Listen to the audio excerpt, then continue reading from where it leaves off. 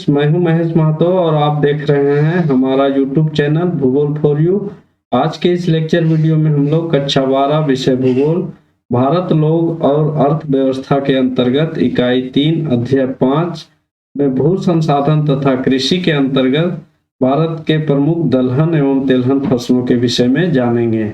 भू संसाधन तथा कृषि के अंतर्गत यह 7वां लेक्चर वीडियो है। इससे पूर्व हम लोग भू संसाधन तथा कृषि से संबंधित अन्य विषय बिंदुओं को पिछले 6 वीडियो में चर्चा कर चुके हैं। अगर आप लोगों ने यह वीडियो अब तक नहीं देखा है तो ऊपर आई बटन तथा नीचे डिस्क्रिप्शन बॉक्स में इसका लिंक दिया हुआ है, इसे क्लिक करके देख सकते हैं। तो आज हम लोग भू संसाधन तथा कृषि के अंतर्गत भारत में उगाई जाने वाली तथा उपयोग की जाने वाली प्रमुख दलहन तथा तिलहन फसलों के बारे में जानेंगे। साथ ही साथ दलहन और तिलहन से संबंधित अन्य तथ्यों तथा अन्य विषय बिंदुओं के विषय में भी हम लोग जानने का प्रयास करेंगे।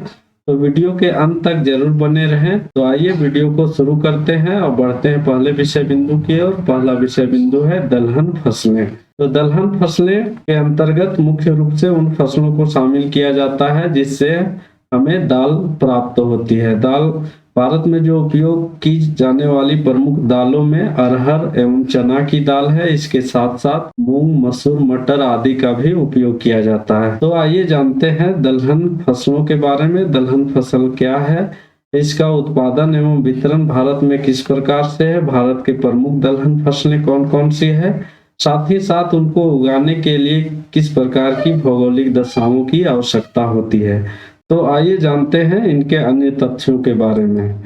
दलहन फसलें, उन खाद्यान्न फसलों को दलहन फसल कहा जाता है जिसे तैयार करके दालें प्राप्त की जाती है। इसे अंग्रेजी में पल्स क्रॉप कहा जाता है।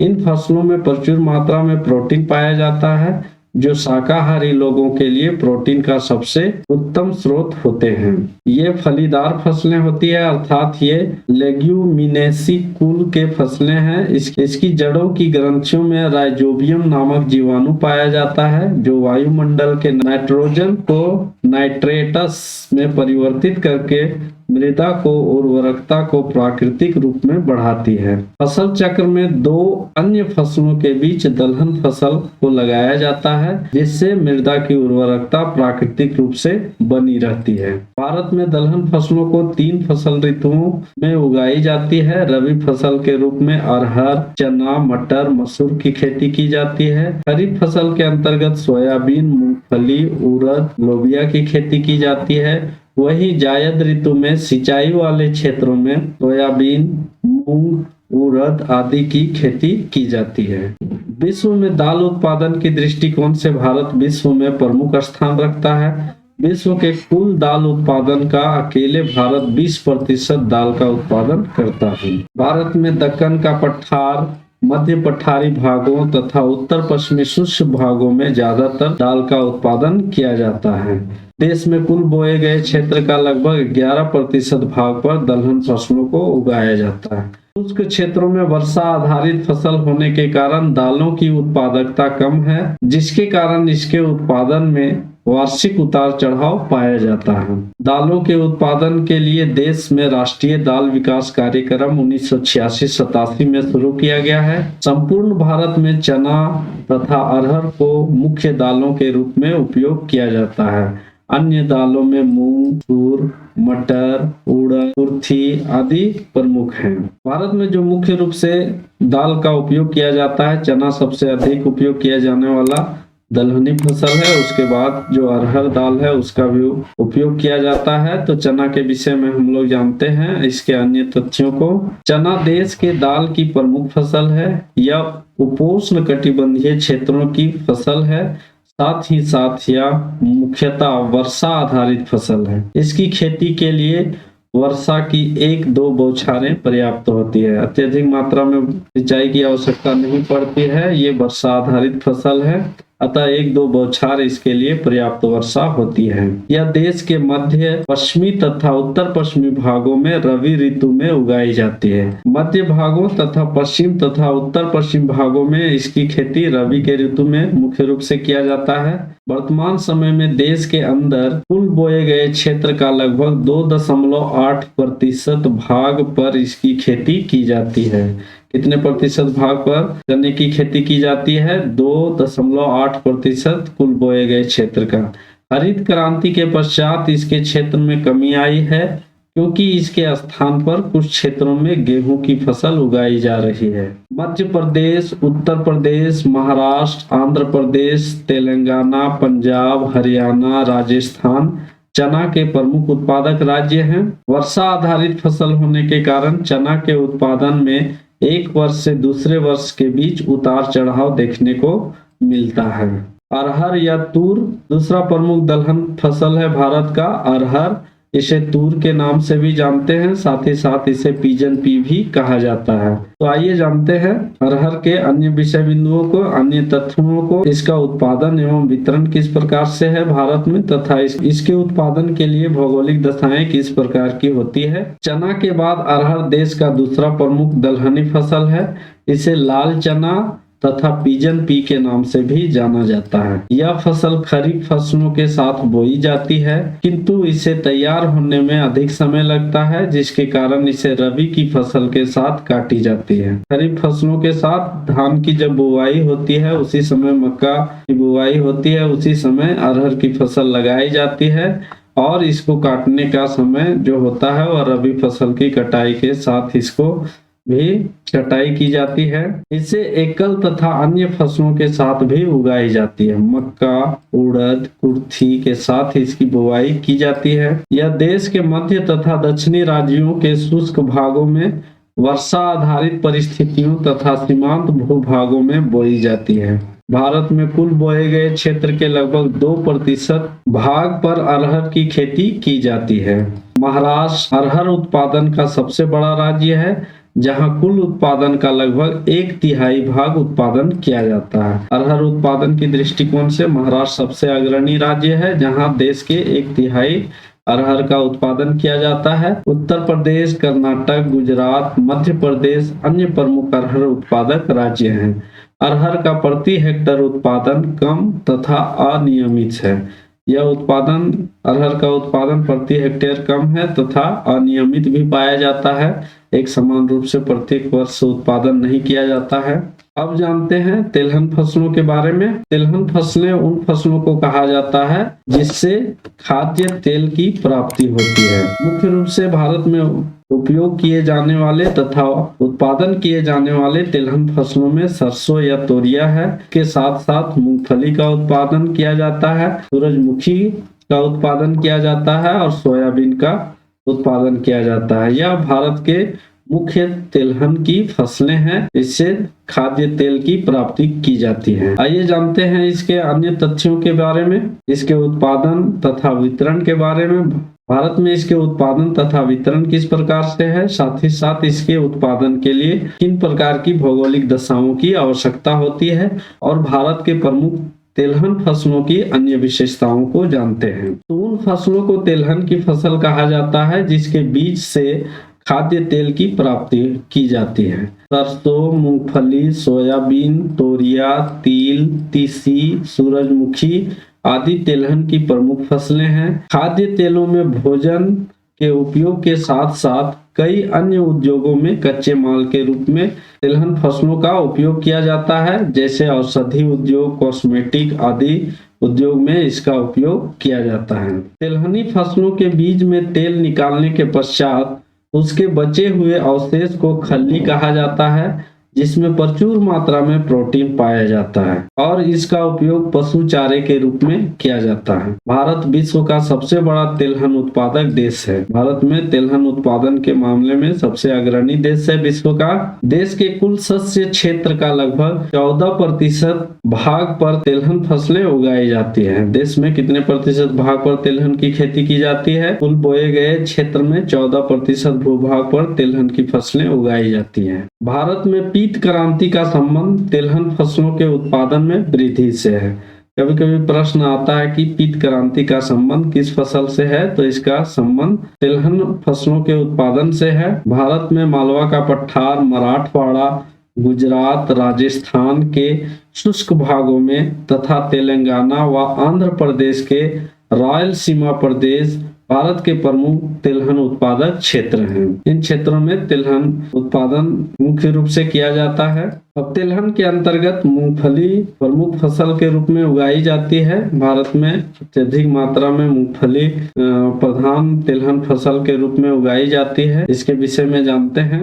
भारत विश्व में चीन के बाद दूसरा सबसे बड़ा मूंगफली उत्पादक देश है। भारत दुनिया का दूसरा सबसे बड़ा मूंगफली उत्पादक देश है। चीन के बाद भारत पूरे विश्व का 15% भाग मूंगफली का उत्पादन करता है। यह भारत के शुष्क प्रदेशों में वर्षा आधारित खरीफ की फसल है। वर्षा आधारित खरीफ की फसल है, परंतु दक्षिण भारत में इसे रबी फसल के रूप में भी उगाई जाती है। मूंगफली की कृषि देश के कुल शस्य क्षेत्र के लगभग 3.6% भाग पे की जाती है। भारत में गुजरात मूंगफली का सबसे बड़ा उत्पादक राज्य है। राजस्थान, महाराष्ट्र, पश्चिम बंगाल, आंध्र प्रदेश, कर्नाटक, झारखंड मूंगफली के अन्य प्रमुख उत्पादक राज्य हैं।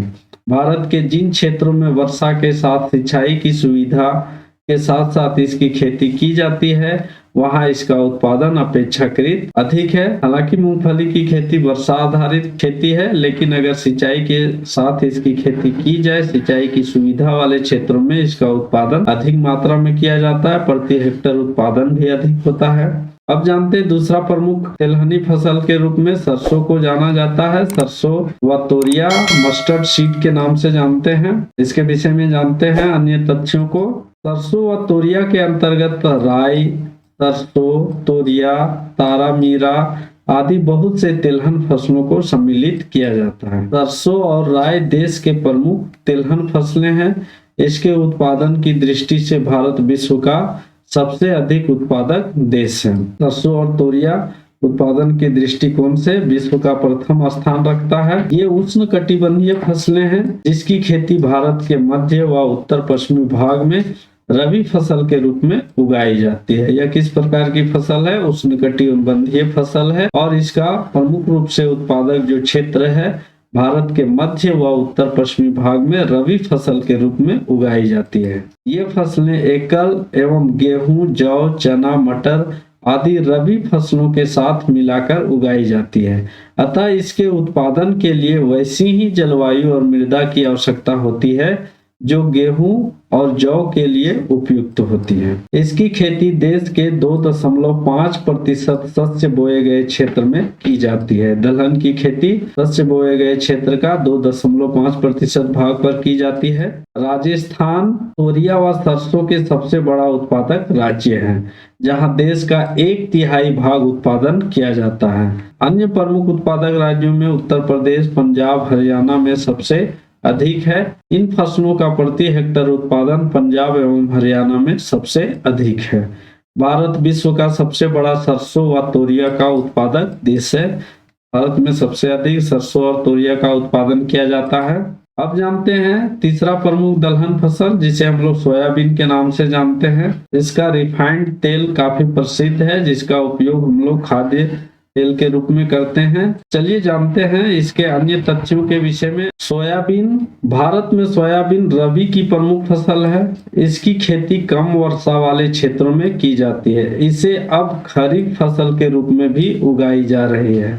यह मुख्य रूप से किस प्रकार की फसल है? तो रबी की फसल है, लेकिन अब वर्तमान समय में अब इसकी ऐसी किस्मों का भी विकास हो चुका है जिसका उत्पादन खरीफ ऋतु में भी उगाई जा सकती है। देश में सर्वाधिक सोयाबीन का उत्पादन मध्य प्रदेश के द्वारा किया जाता है। मध्य प्रदेश राज्य सोयाबीन के उत्पादन में सबसे अग्रणी राज्य है भारत का। अन्य महत्वपूर्ण उत्पादक राज्यों में महाराष्ट्र, राजस्थान का स्थान आता है। सोयाबीन में अन्य दलहनों एवं तिलहनों की तुलना में सबसे अधिक प्रोटीन एवं तेल का अंश पाया जाता है। भारत में रिफाइंड सोयाबीन तेल की खपत मूंगफली एवं सरसों के बाद सबसे अधिक खपत किया जाने वाला प्रमुख तिलहनी फसल है। सोयाबीन को तिलहन एवं दलहन दोनों रूप में उपयोग किया जाता है। सोयाबीन को तेल एवं दाल के अलावे सोया मिल्क, सोया आटा, जैव ईंधन, पशु आहार आदि के लिए भी उपयोग किया जाता है। अब जानते हैं सूरजमुखी के बारे में। सूरजमुखी किसानों के लिए एक प्रकार का नकदी फसल है। सूरजमुखी का तेल का भी उपयोग अत्यधिक मात्रा में किया जाता है। सूरजमुखी का तेल हृदय रोगियों के लिए काफी लाभकारी होता है। तो चलिए देखते हैं इसके अन्य तथ्यों के विषय में। इसका उत्पादन तथा वितरण भारत में किस प्रकार से है तथा इसका उत्पादन के लिए कौन कौन सी भौगोलिक दशाओं की आवश्यकता होती है। सूरजमुखी प्रमुख तेलहन फसलों में से एक है। किसानों के लिए यह बेहतर मुनाफा देने वाले प्रमुख नकदी फसल है और हृदय रोगियों के लिए सूरजमुखी का तेल काफी लाभकारी होता है। सूरजमुखी की खेती तीनों ऋतुओं में की जा सकती है, परंतु भारत के उत्तरी भागों में इसे रबी की फसल के रूप में उगाई जाती है। भारत में कर्नाटक सूरजमुखी का सबसे बड़ा उत्पादक राज्य है। वर्ष 2015-16 में कुल सूरजमुखी के उत्पादन का 49.8% भाग अकेले कर्नाटक राज्य के द्वारा किया गया था। कर्नाटक राज्य सूरजमुखी के उत्पादन में सबसे अग्रणी राज्य है भारत का। अन्य महत्वपूर्ण उत्पादक राज्यों में आंध्र प्रदेश, महाराष्ट्र, हरियाणा तथा बिहार प्रमुख राज्य है। इसके खल्ली में 40 से 45% प्रोटीन पाया जाता है, जिसके कारण इसे पशुओं के अच्छे आहार के रूप में उपयोग किया जाता है। इसके द्वारा निकाले गए तेल का उपयोग भोजन पकाने तथा वनस्पति घी तथा साबुन एवं प्रसाधन उद्योग में भी किया जाता है। तो दोस्तों, आप लोगों को भू संसाधन तथा कृषि के अंतर्गत दलहनी एवं तिलहनी फसलों का यह लेक्चर वीडियो कैसा लगा कमेंट करके अवश्य बताएं। अगर यह वीडियो आप लोगों को जानकारी पूर्ण लगा तो इसे लाइक करें तथा इस वीडियो को अपने दोस्तों के बीच अधिक से अधिक शेयर करें और हमारे चैनल भूगोल फॉर यू को सब्सक्राइब करके बेल नोटिफिकेशन को अवश्य हिट करें, जिससे आगे आने वाले वीडियो का नोटिफिकेशन आप लोगों को मिलता रहे। और इस वीडियो से संबंधित अगर आप लोगों के मन में किसी प्रकार का सुझाव या प्रश्न है तो कमेंट बॉक्स में अवश्य कमेंट करें। साथ ही साथ भूगोल से संबंधित अन्य विषय बिंदुओं को अगर जानना हो तो हमारे ब्लॉग www.bhugol.net में विजिट कर सकते हैं। आप लोगों का बहुत बहुत धन्यवाद। मिलते हैं अगले नए वीडियो में, तब तक के लिए जय हिंद, जय भारत।